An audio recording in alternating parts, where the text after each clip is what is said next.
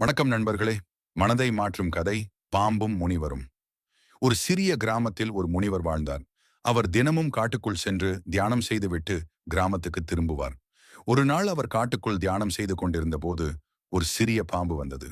அது பயத்தில் மக்கள் மீது கடித்துவிட்டு ஓடுவதாக முனிவருக்கு தெரிய வந்தது. அப்போது முனிவர் பாம்பிடம் சொன்னார், அன்பே வாழ்வின் அடிப்படை. நீ யாரையும் கடிக்கக்கூடாது.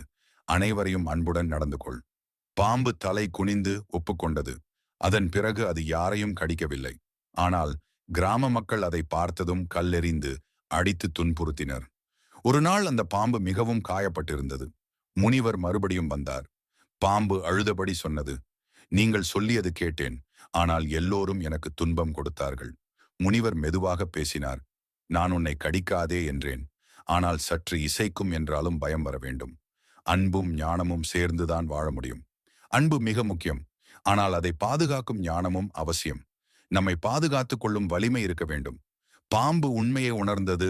முனிவரின் ஆசீர்வாதத்துடன் புறப்பட்டு சென்றது. நண்பர்களே, நாம் எப்போதும் யாரையும் துன்புறுத்தாமல் அமைதி மற்றும் அன்புடன் வாழ்வதே வாழ்க்கையின் உண்மையான வெற்றி வழி.